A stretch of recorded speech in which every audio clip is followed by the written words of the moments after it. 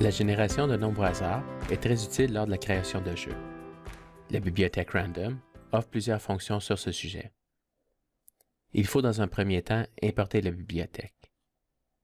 La fonction random génère un nombre réel entre 0 et 1. Dans cet exemple, j'affiche le nombre au hasard à l'aide de la commande print.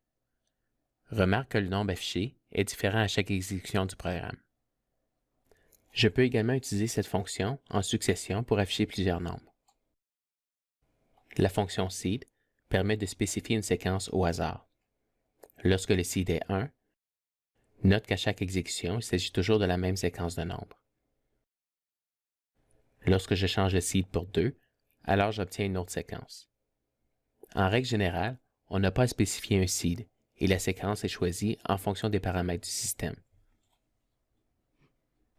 Dans la plupart des cas, on veut choisir des nombres entiers. Par exemple, si je veux simuler un jeu de dés, on choisit alors un nombre entre 1 et 6, ou entre 1 et 2 pour le jeu pile ou face. La fonction randint permet de choisir un nombre au hasard entre deux nombres inclusivement, et c'est habituellement cette fonction que tu vas utiliser. Dans ce dernier exemple, x contient un nombre au hasard entre 1 et 10. Si je change le paramètre, alors l'intervalle des nombres est modifié.